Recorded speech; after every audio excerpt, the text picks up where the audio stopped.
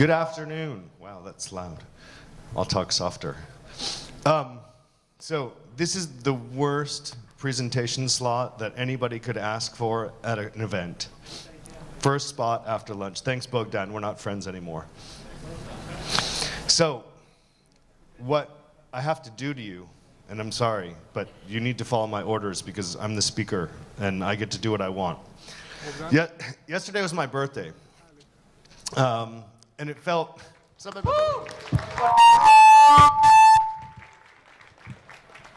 And it felt super artificial. I'm sure everyone in the room has had this experience, but basically I couldn't get any work done because all day long, just the messages from Facebook. HB, David, happy B-Day. And it's like, this is annoying, actually. I don't care. So I want to do something more fun, and it ties into my presentation, and it's going to help everybody get motivated because it's after lunch. So stand up. Come on, stand up. All right, you ready? Now, you're all gonna sing happy birthday to me. Ready? 1, 2, 3. Happy birthday to you. Happy birthday to you. Happy birthday, dear David. Happy birthday to you. Sweet. Thank you, thank you, thank you. Much better than Facebook. Much better than Facebook. Totally appreciate that. So now I can say I've had an entire audience sing me happy birthday. Anyway, thanks for coming to my session. It's about culture. And Bogdan asked me to speak with you all about how do we implement a product-driven culture into our startups.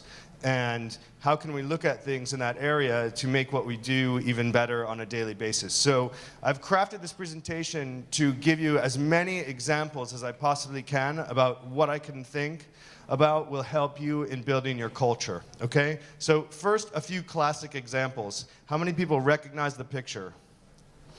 Google Zurich, famous slide. This is, I forget, New York. I think it's Foursquare. I'm not sure. It doesn't matter. This is also Google Zurich. If you want, you can get a massage. This is my favorite. This exists in Google Zurich. You can go sit in a massage chair and watch the fish go by with soft music playing all around you. Not bad. Oops.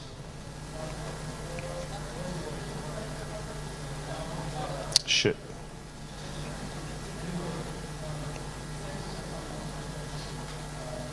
Okay, that's Twitter. Food. Food is a very important part of this, right? We need lots of food. We're hungry. Okay? So I would say that none of these things are important to building the culture of your company. Okay? Although they're the first things that people would look at and look for in terms of, well, what do we do to show our culture? We should have slides and fire poles and lots of food and comfortable couches and all of this stuff. Well, I argue that that's what keeps you there. It's actually very hard to leave Google. If you had a massage parlor upstairs, you'd think, I've got another job offer, but then I won't get my massages. It's not really the culture, though.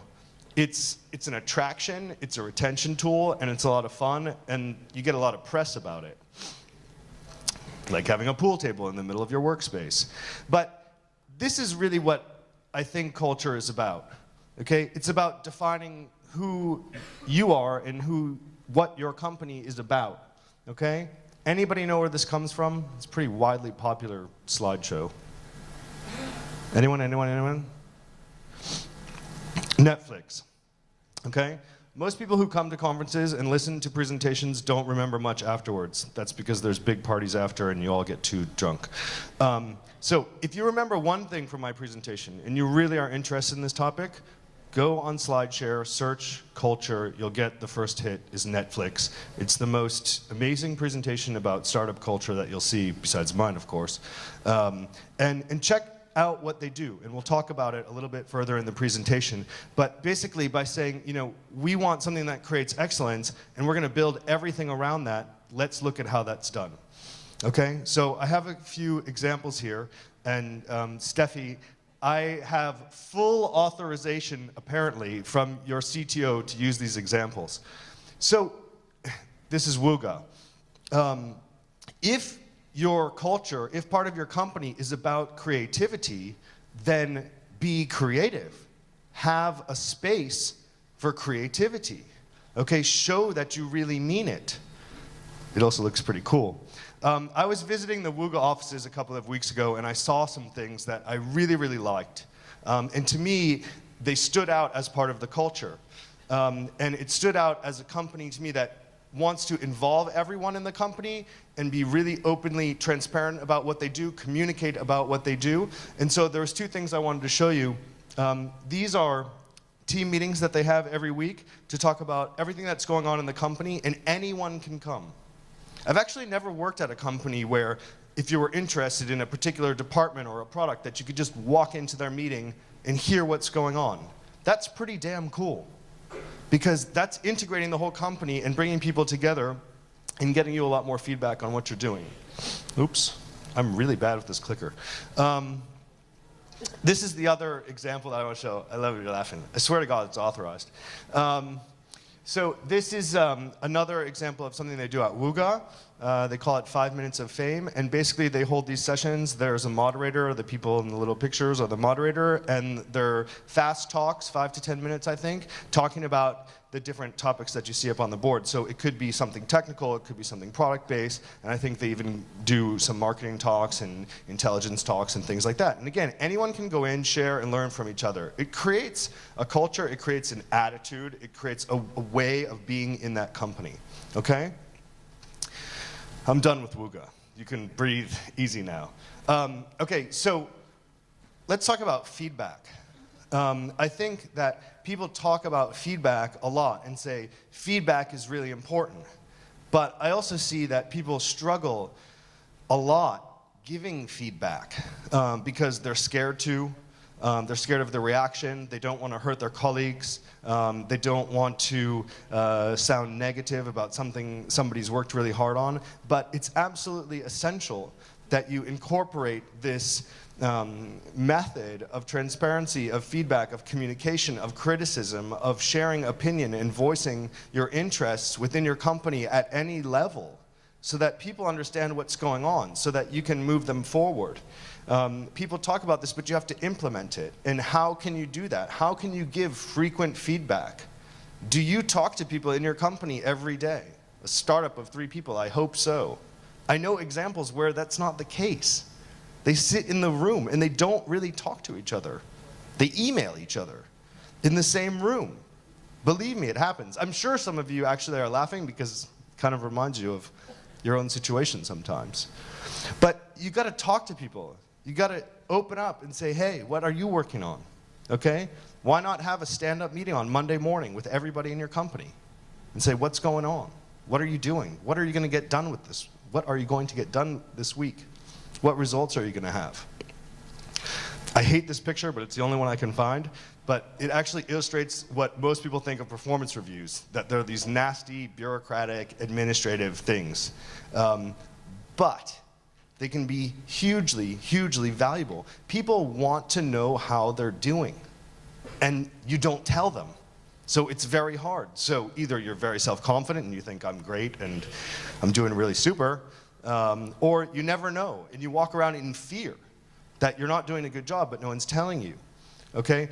Performance reviews, if any of you have done them, if any of you are managers, are a major pain in the ass, okay? Especially if you work in a really flat organization and you manage 10, 15, 20 people, whatever the number, because it takes weeks, if you do it well, to write them.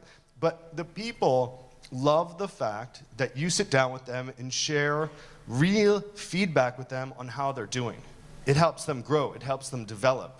So it's really important to put this type of system in place, even from the very, very beginning. How are you doing? How can you do better? How can I help you get better? Idea generation, right? Lots of people have ideas, but how do you percolate ideas within your company? How do you allow people from wherever they are in the company to generate ideas? One of the things that I really liked, I worked at Google for a while, at Google, was that anybody could have an idea and put it into the idea system. I forget what it's called. And the way to get your idea noticed was to gain support from your colleagues within the company. And basically, it's like Hacker News, right? Upvote. And you had to get people to support your idea, and it would upvote. And then every week or every couple of weeks, the executives would look at the top 10. And so an idea could come from anywhere within the company. It's brilliant. It's simple. But it allows engagement throughout the entire company to get the best out of everyone in the company. But where does all this stuff come from, right? This human resources word, values. What are your values? Have you talked about your values? Most people hate it. They put it on coffee cups or on the wall. And do you know where this comes from? Google, okay? Does anybody know any of Google's values? Of course you can look at the things now, but there's one that you probably know, right? Don't be evil, right? That's the one everybody knows. Nobody knows the other 9. Most of the people working there don't know them either, okay? Most. But somehow, if they've done a good job constructing the values, they're actually embedded in the people that work there, okay? Because the spirit of the company and the culture of the company embodies those values, and you see it in the day-to-day. Okay, whether it be in a working style, in the way that they develop product, et cetera, et cetera. But it's still somewhat intangible and hard to figure out. So you look at another example, Zappos, very well known. Most people know that Zappos is really well known for their service. So there you go, you see it in the first line, deliver wow service. And it's very, very important to the company, everybody knows it, everyone outside knows it. People probably don't know the other ones, okay? So let's go back to Netflix. Apologies for the slide, it's horrible. Doesn't matter. The point is that Netflix does it different, and I love it, because every single one of the values that they've chosen is about what the people should embody. And if you can see the slide, every single line starts with, you must be like this, you think like this, you do this. So it's you, which to me actually is a recruitment tool, which is an evaluation tool.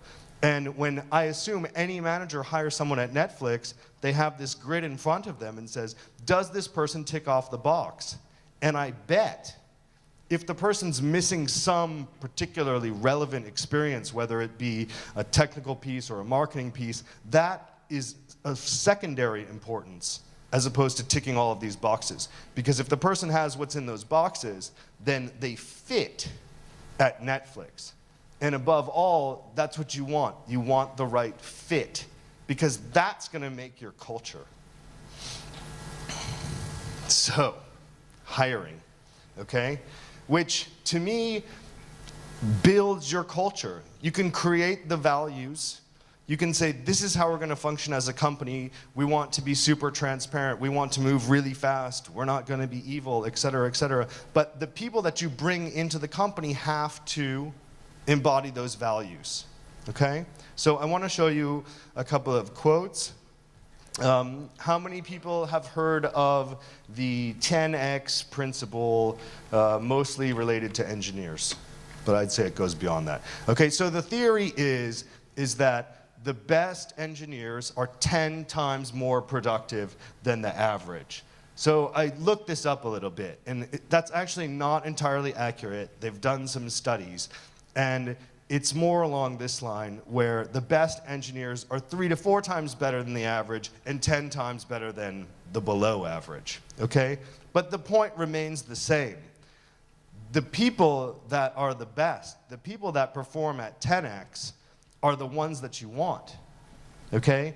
And everybody talks about, we hire the best, we hire the best. I'm a recruiter, I've been doing this for 15 years. Every single client I ever had says, listen, David, you know, other companies talk about it, but we hire the best. Okay, so it's really important that you only show us these types of people. I say, yeah, that's what you all say, okay? But people have other priorities, right? You need to launch a product. You need to close a deal. And so you need to hire fast. Hiring fast for me, is one of the number one things that will kill you.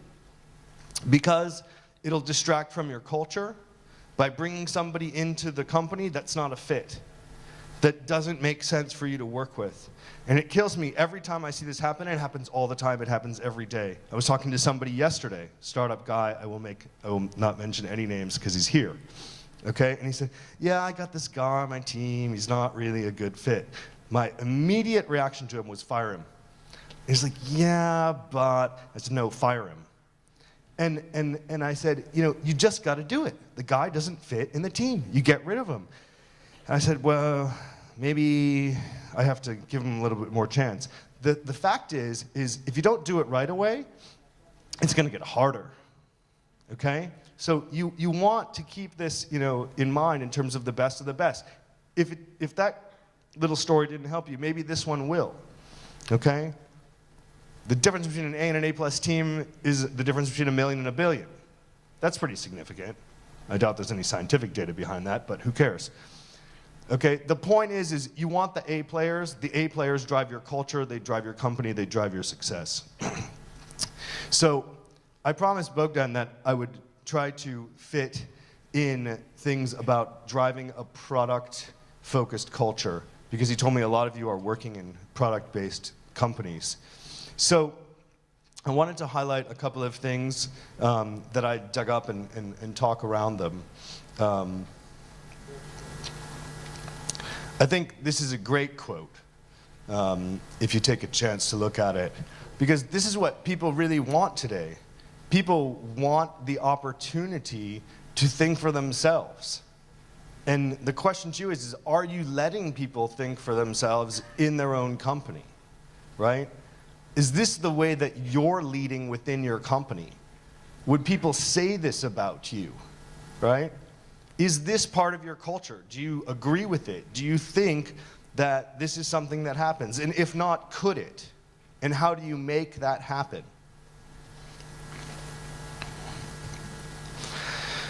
So the product vision. I had a really, really hard time finding some glorious quote. So I just found some billionaire and took his. But this is something that's embedded in the people, okay? So when you talk to a startup founder, you see the passion right away or you don't. It's very, very clear. Why? Because they live and breathe what they're doing. And they're deeply, deeply, deeply passionate about it. And so how do you find that passion for the rest of your team and the rest of the people that you hire into the company? Do you ask people when they're joining your company, what are you passionate about? We did it at Google. It's probably one of the little known facts about Google is that the reason that you most likely won't get hired at Google is because you don't fit on the passion scale. I'm making these words up so I can't be sued later. But the thing is that we believed, and I think they still believe, that a person who's deeply passionate about things in their life wouldn't work at a company or in a job that they're not deeply passionate about. It just doesn't fit. It doesn't make sense. So we asked about that. We tested that. We looked for that. And that's what we wanted, because it makes a massive amount of difference. So people talk about this at every startup conference. I feel like it's repetitive and boring and annoying, but it's shocking the amount of people that don't do it. And if you're talking about a product-based culture, the thing that makes you a product-based culture is people using your product, or else there's no point having the product. But what have you done in your company to encourage people to get out there and talk to your users, right? This is, the worst example I can give you of this is, well, we see what people are saying about us on Twitter and respond to them. Really? That's your gauge of how your product's doing? You need to talk to people. You need to see how they're using the product, because you have to get into your user's head. And I'd argue that all the people in your company, all the people in your startup need to get into your user's head, or else they can't contribute to the business in the way that they should be. This is something that we see all the time in Europe. You've seen the quote before. I don't know why people can't get their head around this concept. It's annoying. But you're scared to launch. And I don't understand why. I mean, it's not applicable to everyone, right? Some things have to be perfect, like if you're developing a nuclear weapon system. But most of you are not doing that. Okay, and the only way to figure out what's working is to get your product out there. Don't be scared. Launch it. You have to do it. All these guys did, right? Look at Google in 1998. It was just this little search bar on a page, right? Throw it out there. People liked it. It worked. So think about that, and think about how you can get people in your company comfortable with taking these kinds of risks. And then, I'm not a big fan of this quote, but I wanted to talk about the whole failure issue because it's something near and dear to my heart. And I actually hate the whole concept of, you know, we have to be comfortable with failure. We have to accept that it's okay to fail. I really don't like it. And I'm sorry if anybody gets up on the stage after me and starts talking about how great it is to fail. But, you know, I'd like to call it iterate, or you pick your own word. But the thing is you just have to keep trying different stuff, right? I mean, this is what it's all about. You don't aim to fail. You don't write objective, fail quickly. Right? I mean, this is silly, right? No, it's objective, iterate, fast, okay? And how do you get that into your company? Because to me, that's the biggest cultural issue that we face if you stereotype the entire region that we call Europe. It's that people are scared to fail, oftentimes for very good reasons. Because in some countries, going bankrupt is criminal. In some countries, going bankrupt, you'll never work again. Okay, so that sucks. Okay, but we have to work to build our companies to get people over that aversion that not everything's going to go wrong, right. You're going to hire the wrong people. You're going to launch the wrong product. You're going to blow a big deal. It's life. It's business. It happens. Get back up on your feet and keep going. And iterate and iterate and iterate. Thank you very much.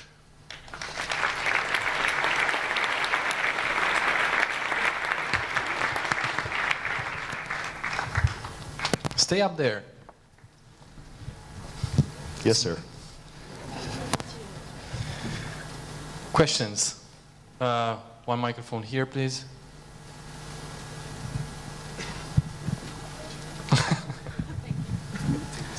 Thank you. You said that it's almost impossible to leave Google. Why did you? It's just a curiosity. Yeah, sure. It's really hard to leave Google because it's a really comfortable place to be. Okay, they pay you really well. You have all kinds of perks and benefits. You know, it depends what you like, whether it's food, massage, or ski trips, or I don't know what. But it's super comfortable. And so when you get an offer from another company, you kind of do this comparison, and you say, well, they can't give me everything that Google's going to give me. So I think, and this is my philosophy, that most people leave Google when they're really, really mad. You know, they're mad about something that's going on, they don't like their manager or whatever. That's where people, decide that they're going to make a move. And I think that's common for most other countries, companies. Why I left, I'd worked there almost 7 years. Started in Europe when we were just 100 people and saw it grow to over 5,000 people in Europe, and I like small stuff. And I just needed to get back to that. So, I still love Google. Next one. From a very practical perspective here. What advice would you give to a startup which I think does not have the time and experience and the money to hire the right team and put in place, like a corporate culture philosophy in the very beginning? Most likely you will focus on the product, start with whatever team you can do, grab the programmer that maybe is the one that you can afford. Because I think this is the real case in real life. I mean, you do the product, maybe some years later you start to consider the deep stuff about culture. Okay, so Two things. One, when you say, I don't have the time, I say make the time. If it's a priority, you make the time. I think that you should start the culture from day one. Most startups have 2 people, some are 1, but most have 2, maybe 3, 4. And there's things that you put in place from day one that are the foundations of the culture of your company, right? So, sorry for all the Google examples, but that's where I come from. When Larry and Sergey started the company and there were 4 people, 5 people in the company, they already knew exactly how they were going to make hiring decisions. And it was very calculated in the sense of, we're going to hire people that meet these qualifications because this is what we feel is super important for us to advance as a company. And if they don't meet those qualifications, we don't consider them, period. And you saw that, you probably still see it today. They wouldn't fill a position if the person didn't meet the criteria. And I had positions open for over a year with no one in them. And believe me, it's painful. But that's a choice you make. And you say, I would rather leave the position open and suffer the pain than not have the right person in that position. And then, go ahead. From a very practical perspective,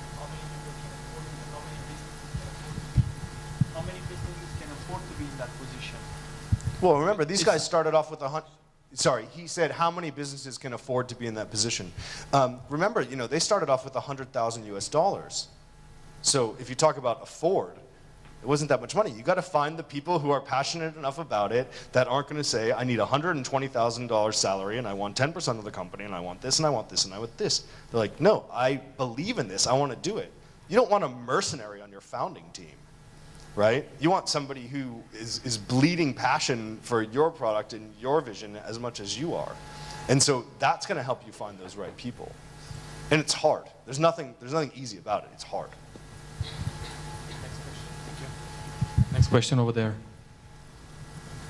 Okay, let's say you start a company and you hire the right people, passionate people and all that. You cannot hire really senior, but really passionate junior people.